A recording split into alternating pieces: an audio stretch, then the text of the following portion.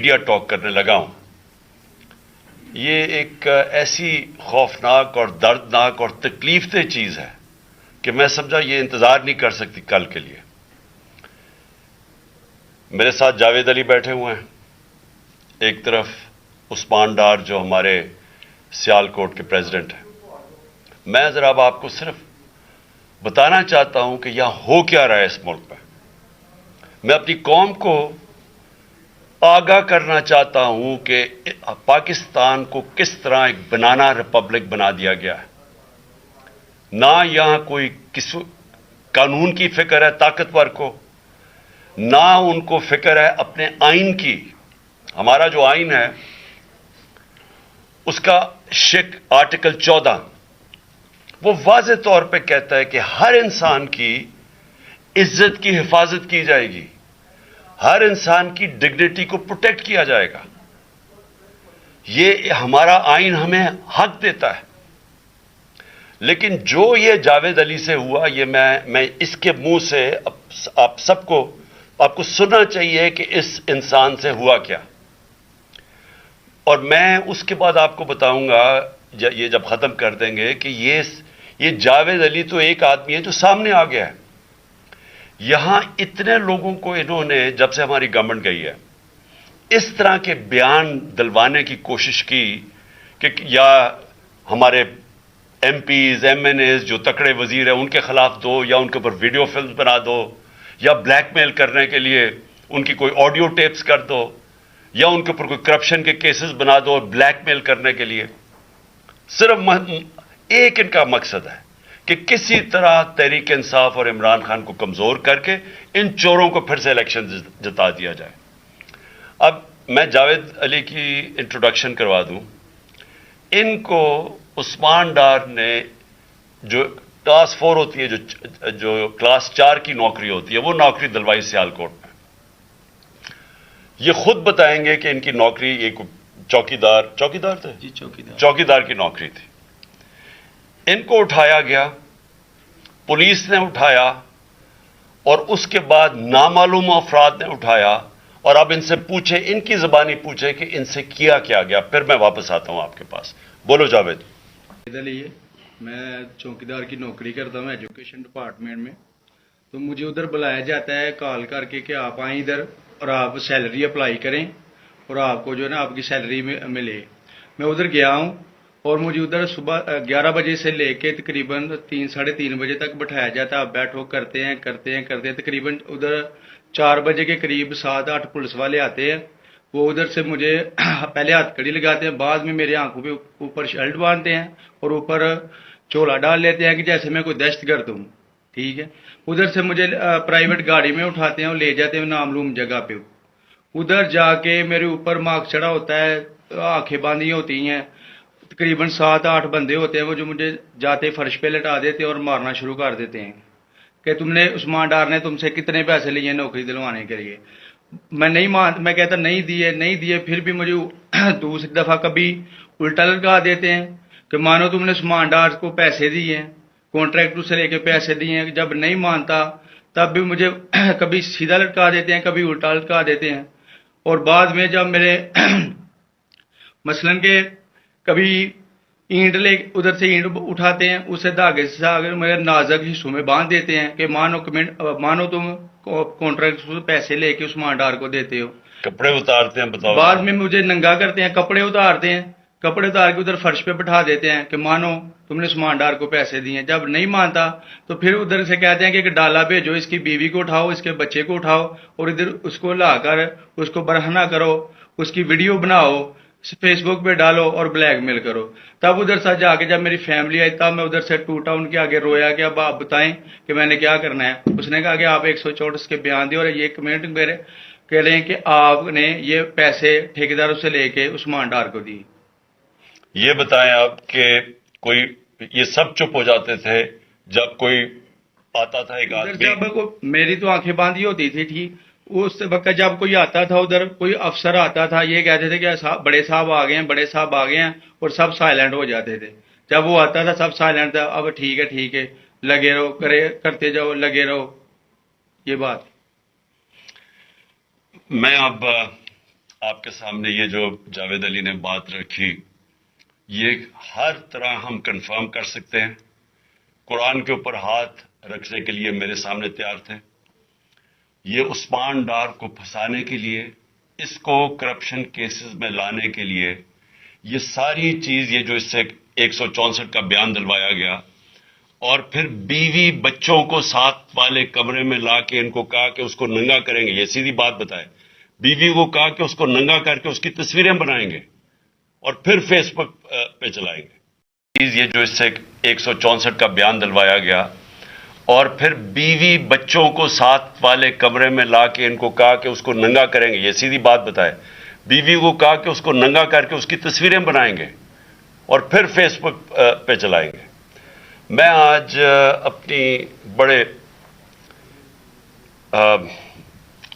Respect से, मैं अपनी अदलिया से, मैं अपनी चीफ जस्टिस साहब से कहना चाहता हूं कि देखें, मैं अब से नहीं, जब से हमारी हुकूमत गई है, मैं तब से कहता रहा हूं कि हमारे बुनियादी हकूक की हिफाजत कौन करेगा। शहबाज गिल को उठाया, उसको टॉर्चर किया गया, उसको नंगा किया गया, उसको लटकाया गया ऊपर, उसको मारा गया। उससे बयान दिलवा रहे थे कि इमरान खान के खिलाफ स्टेटमेंट दो, जो इसको कह रहे थे उस्मान डार के खिलाफ स्टेटमेंट दो।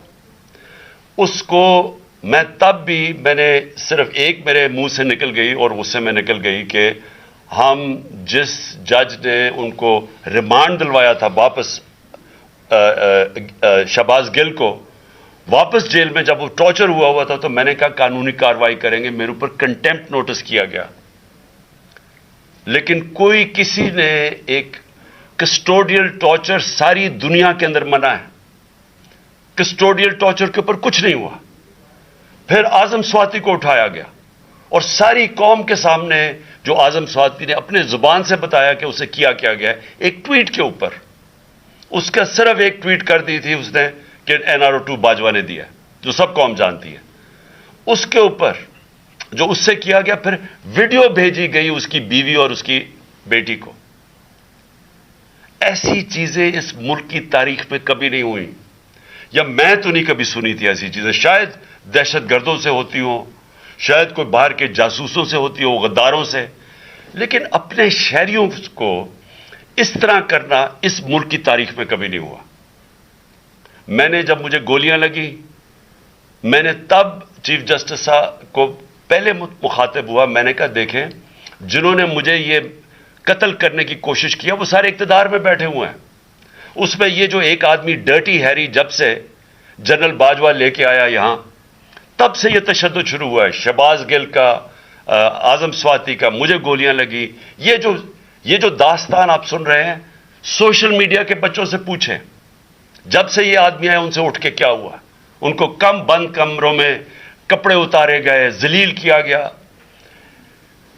एक मां बाप ने मुझे कॉल की, उन्होंने कहा अभी तक उनका बेटा नॉर्मल नहीं हुआ। उससे ऊपर इतना तशद्दुद किया कि वो अभी तक नॉर्मल नहीं हुआ। और मैं उनको कहा, जिस तरह इसको जावेद को कहा मैंने, सामने आओ। सब डरते हैं, नामालूम अफराद से सब डरते हैं, और कोई किसी किस्म की प्रोटेक्शन किसी को नहीं है, क्योंकि ये कानून के ऊपर है, ये जो मर्जी कर ले, कोई उनको बचाने वाला नहीं है। कोई जावेद जैसे इंसानों को जब ये करते हैं, इसको फिर धमकियां दी गई कि तुमने ये बताना किसी को नहीं है, तो हम ये कर देंगे, हम तुम्हें ये मरवा देंगे। तो ये, इस मुल्क की, हमारे पास तो एक ही रास्ता है, और मुझे पता है कि अदलिया के ऊपर पूरा अटैक है, ये माफिया का। ये पॉलिटिशियन नहीं है, ये माफिया है जो टेपें बनाता है जजेस की, जो हर किस्म की ब्लैकमेल करता है। इंटीरियर मिनिस्टर टेप चला रहा है किसी की, ये बिल्कुल गैर कानूनी चीज है। वो जज की टेप चला रहा है, वो उसकी मरियम वो टेप चला रही है किसी अरशद मलिक जज की, कभी साकिब निसार की टेप चल रही है। ये किसी मुहज़्ज़ब माशरे में ये चीजें नहीं होती। ये कंट्रोल के लिए, अदलिया को कंट्रोल के लिए सिर्फ ये सारे हरबे इस्तेमाल किए जा रहे हैं।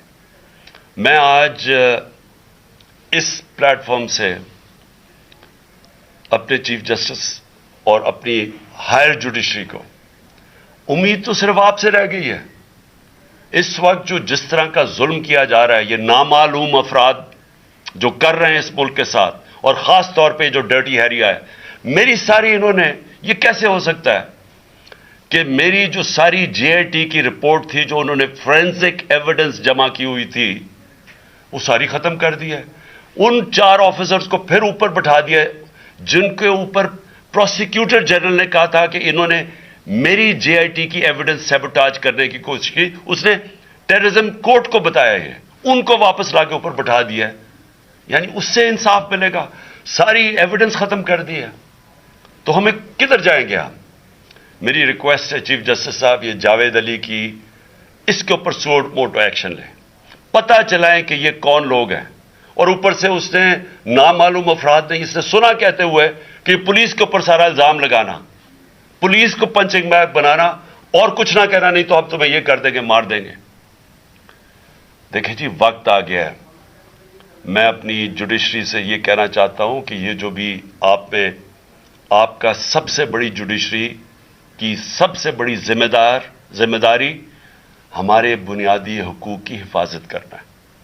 यहां जिस तरह ये रजीम चेंज के बाद जिस तरह बुनियादी हुकूक खत्म किए गए हैं, लोगों को लावारिस छोड़ दिया है, समझ नहीं है लोग जाएं किधर इंसाफ के लिए।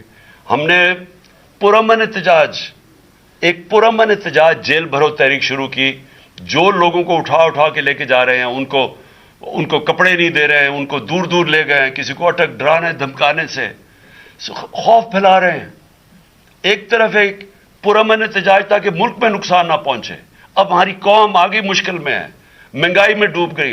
कभी पाकिस्तान की तारीख में 41% महंगाई इन्फ्लेशन नहीं हुई, छोड़ के गए थे 12% थी, आज 41% है। हम उसके एहतजाज करें कि चोर ऊपर बैठा दिए, एनआरओ मिल गया है, पकड़ के ये हालात होता है, सबको डराना धमकाना, जर्नलिस्ट को, सहाफियों को, टीवी चैनल्स को।